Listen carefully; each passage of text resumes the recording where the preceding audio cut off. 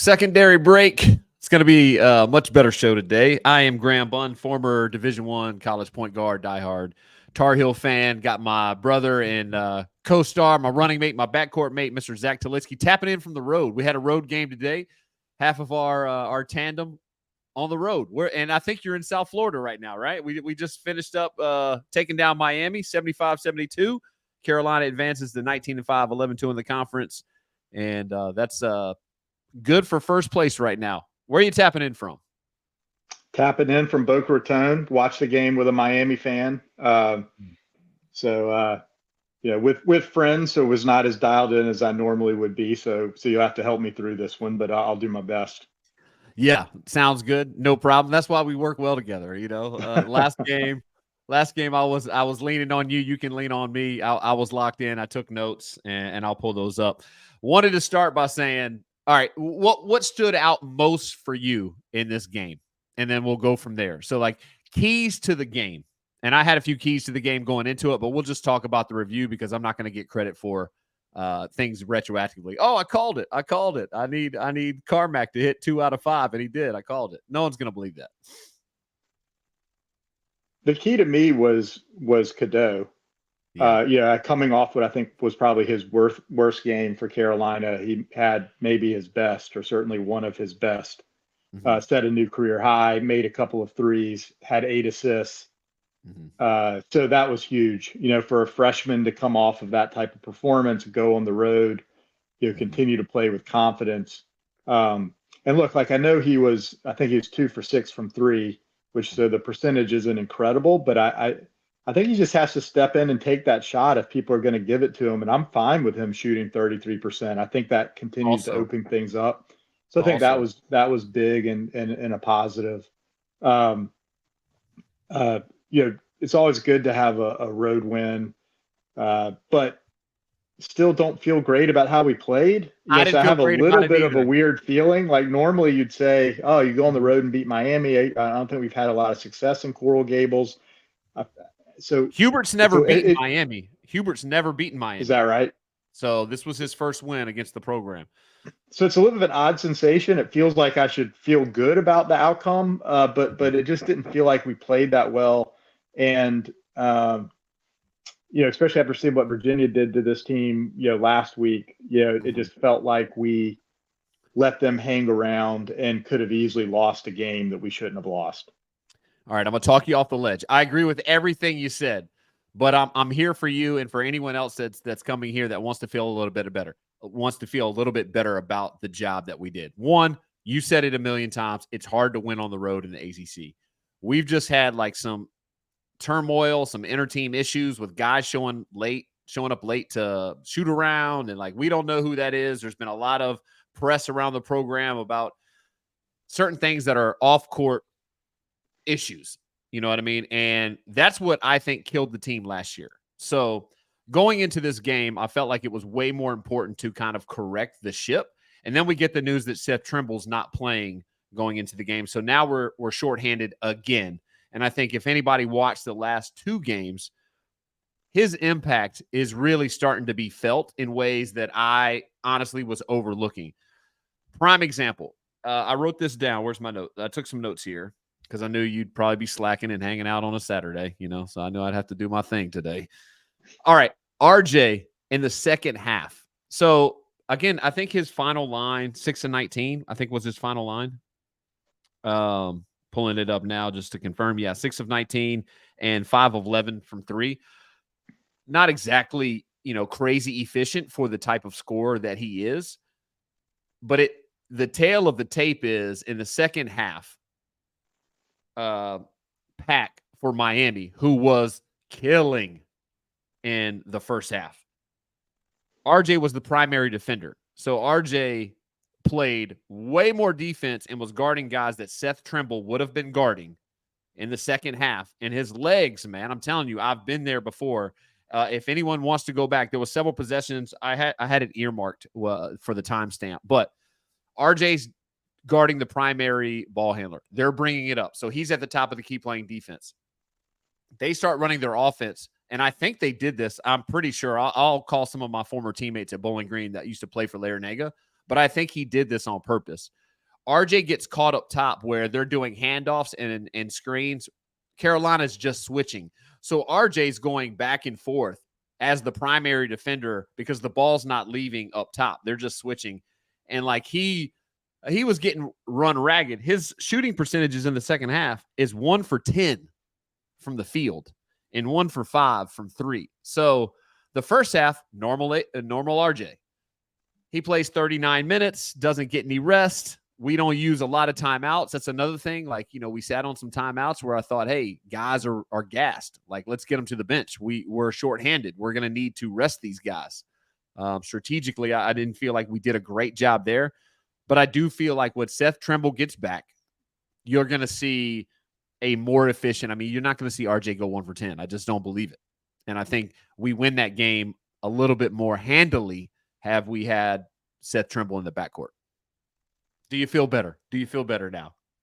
No, I do feel better. I do feel better. Right. And you're right. That's a good insight. I don't know how many times he had to run into Norshad Omier today, but it was a lot.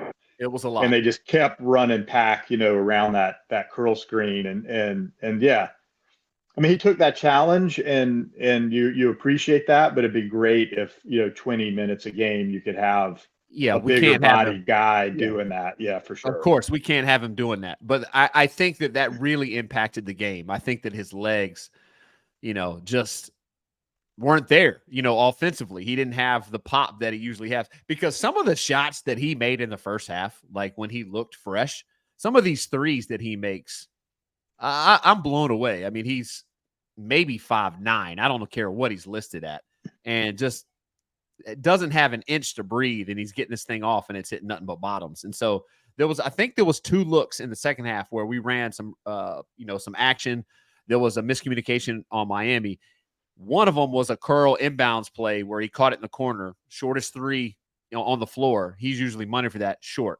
Another one was right in the space where Harrison Ingram and Cormac Ryan made their first 2 threes in the first half, like right in that break of the 3-point line, short again.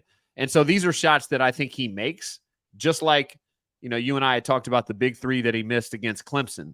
I think his legs were tired. No Trimble, and he's having to do a lot more things. We're asking a lot more of him. And I think once we get Trimble back, we're going to start to see some of the offense, which, I didn't look up the KenPom, but I'm pretty sure we've dropped out of the top 20 for the first time in the season, offensive efficiency. And I think that kind of trends back to normal once we get somebody that can pick up some of the load on defense and not lean on RJ so much.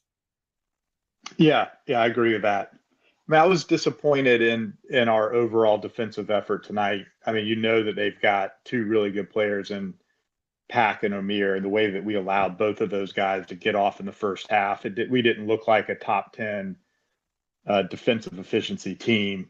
And then this is the second game in a row where we were incredibly inefficient down the stretch. I don't think we had a field goal after the 4-minute mark, missed free throws, turnovers. We got to get that corrected. Yeah, you can't keep the last 3-4 minutes of the game playing that way. Thankfully, we had the cushion to get us through, but that's got to get straightened out. Yeah. Also, counterpoint to make you feel better. Adjustment. Shout out to the coaching staff. I think Pack and Omier had 6 points total in the second half. So, hey, they get in the locker room. Maybe they make some defensive changes. Maybe they say, hey, look, you can't let this. Now, Pack was battling some sort of injury. Omier definitely had some foul trouble. So there's some things some gameplay that factor into that. But at the end of the day, they didn't go off, and we would have lost had we not kind of course corrected that a little bit. So kudos to whatever adjustments were made at halftime. But you're right.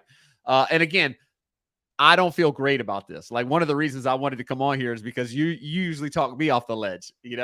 I just didn't feel great. Like, when we played Florida State, I just never felt in doubt. I know it was close and it's a road game and it's hard to win on the road, but I was just like, man, I feel like we're playing better than them. We're getting the looks we want. They're getting some breaks here or there, but overall, I think that we're going to end up coming out of this one on top. I am ecstatic about how aggressive or non-tentative Elliot Cadeau was at taking those open threes. Like, that's going to change a lot of scouting reports if he starts to have 2-3 games where he's 2 of 6, where you just, you have to respect him a little bit. You can't just leave him. And so I loved that. I didn't like the 5 turnovers. 2 of them, like he just literally threw right into the guy's hands. Like the primary defender, he was like throwing a little lob pass and the primary defender just put a hand up and took it. So 2 of those were really bad, but 8 assists on the road after coming off a terrible performance, maybe his worst game of the season. Yeah, a lot of good, a lot of silver lining in this, but I think it's fair to say that we survived today. We survived on the road, and that, I don't know, it just doesn't feel great. It doesn't. I mean, at least we won a road game where we didn't play all that well. And 12 turnovers, the absolute number isn't that bad, but I think we had 22 points off of turnovers. Mm-hmm. If I remember the box score correctly, that's pretty bad. So those are a lot of live ball turnovers and runouts. Yeah. And I think they also beat us like 38-24 in points in the paint. And for a smallish team, that's disappointing. I'm sure Hubert's not happy about that. Mm-hmm. So, there's still a lot I think we can take from this game and improve upon. But you take the road win where you can get it, particularly if you don't play your very best. So yeah, I'm happy with that. And again, I'm happy with how we seem to be responding to adversity throughout the year. Yeah. Just like to see us lock in again. We had that stretch where it just seemed like the whole team was locked in, focused on every defensive possession. Maybe you can't maintain that all year, which I get, but like to see us string together some more solid outings than we've had in the last couple of weeks. Yeah, agreed. All right. Before I get to some hard, and we're going to keep this to 20 minutes a day, so I'm not going to keep you long. But I do want to take 1 second and just mention, because I was this type of player for a lot of my career, high school, middle school, college, all of the above. Paxton, his impact on today's game as far as effort with a shortened bench is not going to show up in the stat sheet. I think he only had like 3 rebounds, one of which was huge, but just the energy. There was, a couple times where he's getting in there and he's just, smacking the ball. He's roughing up people down low, just mixing it up where he can. He's not going to have games, I don't think, where we're like, man, really love those 5 threes from Paxton tonight. He goes 0 for 2, and those were 2 great looks, wide open, back-to-back, same possession. Usually when you reload, you're like, oh, okay, it was a little short. I'll put a little more on it, and you make it. Misses both. But, man, he, with a shortened bench and needing to steal minutes in places, I felt like his impact, I wanted to give him some credit. I remember coming off of games thinking I played great. And then, like, my stat line was like 1, 0, 0, 0, 1. But I wanted to say, if you watch the game, I felt like you felt his impact. And I think it shows up in the minutes. Like Hubert Davis stayed with him for 18 minutes. That might be his high all year. I think it's 2 in a row. I mean, I thought he was one of the few people who played well against Clemson. I think maybe I even had 7 points against Clemson. Yeah. But yeah, I agree. He's playing hard and doing the things that you need, for an energy guy off of the bench. So yeah, happy for him. I'm happy that he's kept his head in, because he probably had some, did not play coach's decisions, in there, and obviously he hasn't allowed that to affect him or get down. And then when he's given a chance, he's stepping up and doing what we need. Okay. Now this is why I wanted to bring that up in leading into some challenging questions, but I think some very realistic questions that a lot of Carolina fans are going to have.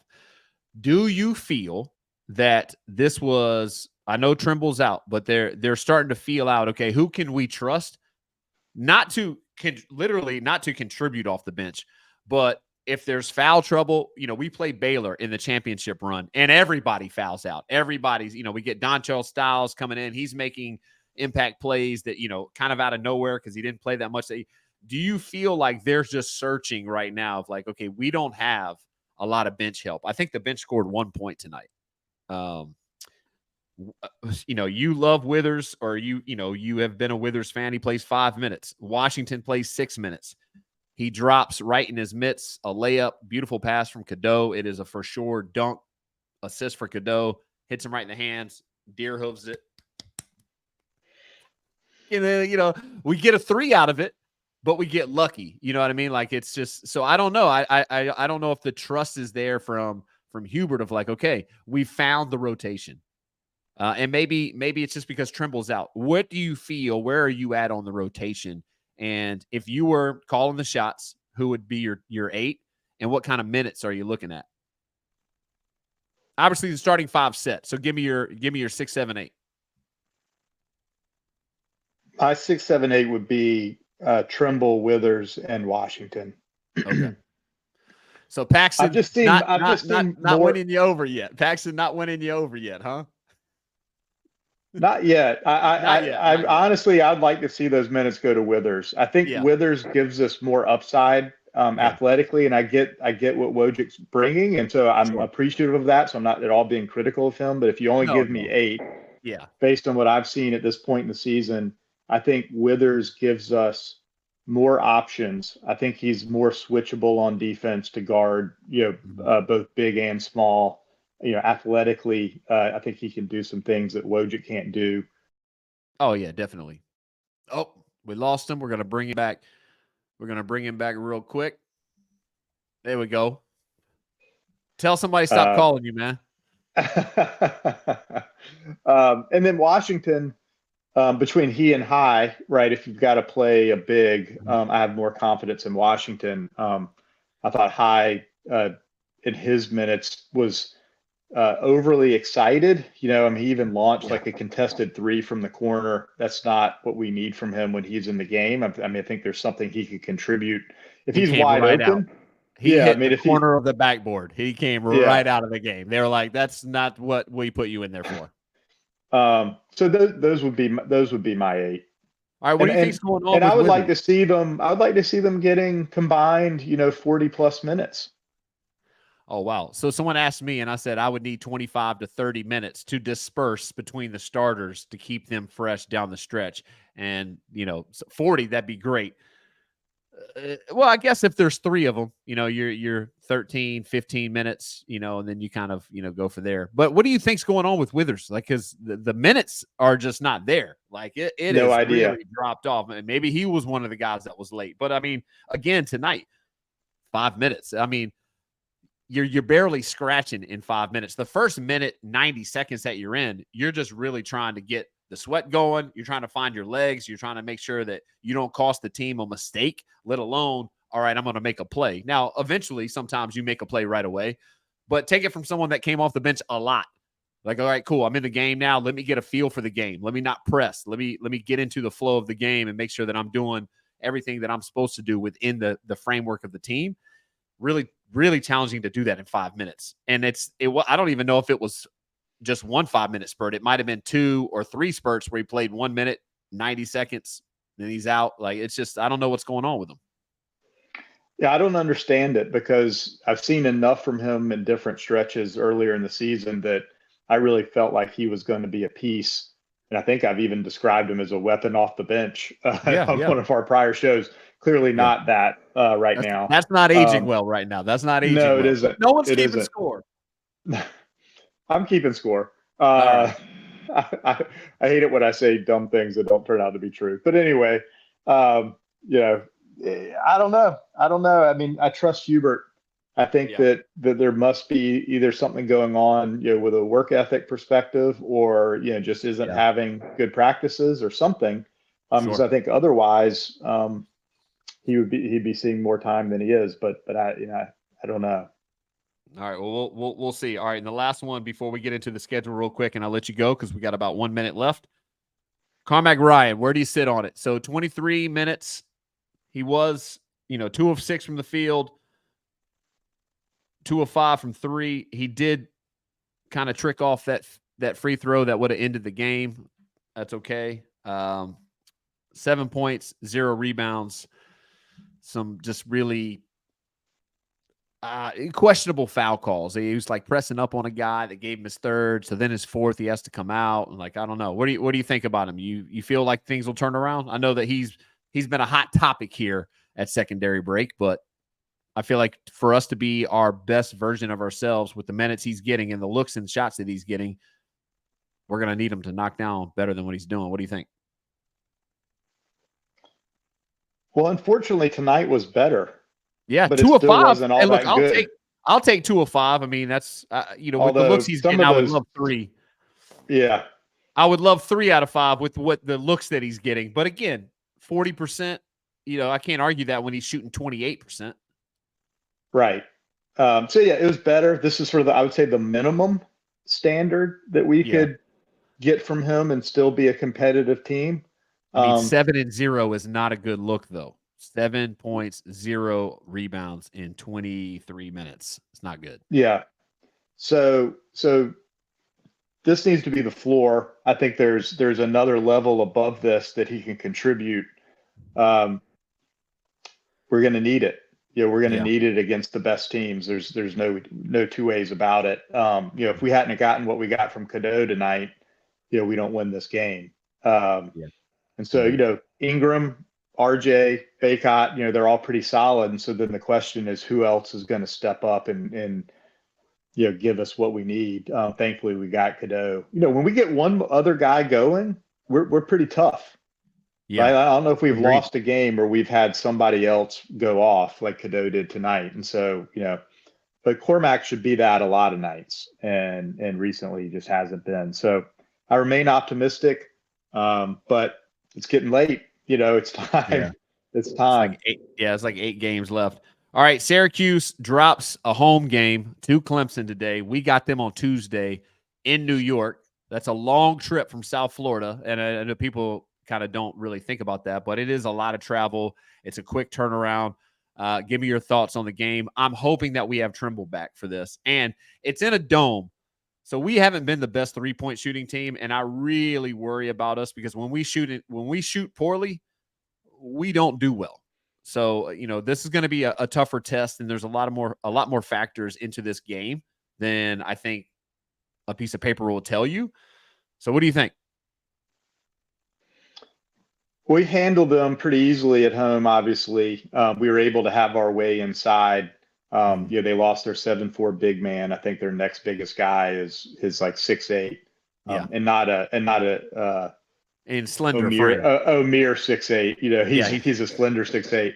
So the question is, second time through the schedule, Clemson adjusted, and they were able to beat us. I'll be curious to see now another team, second game through the schedule. How does that go? How do we adjust? How do they adjust? Hopefully we can take it to them inside again. If we do, then I like our chances. They ended up going a lot of zone the first time we played them. They've switched to be primarily a man team, so it'll be interesting to see what they come out with on Tuesday. They've got some good players. The first time I think we were able to lock those guys up, particularly their guards, and so it'd be nice to get Trimble back just to give us another option because they have some big guards. And they like to Judah likes to get into lane, and so Mintz, and so I think that first game Trimble was really able to control him when he was in, and so it'd be huge if Trimble's healthy.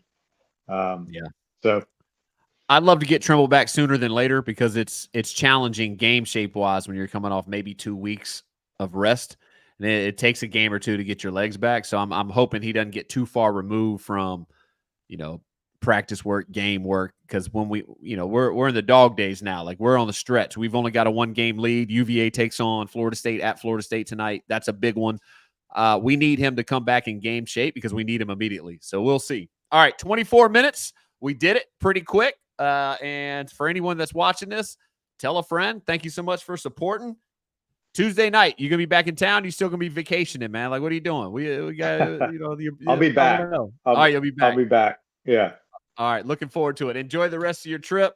Love you, brother, and go Heels. Go Heels.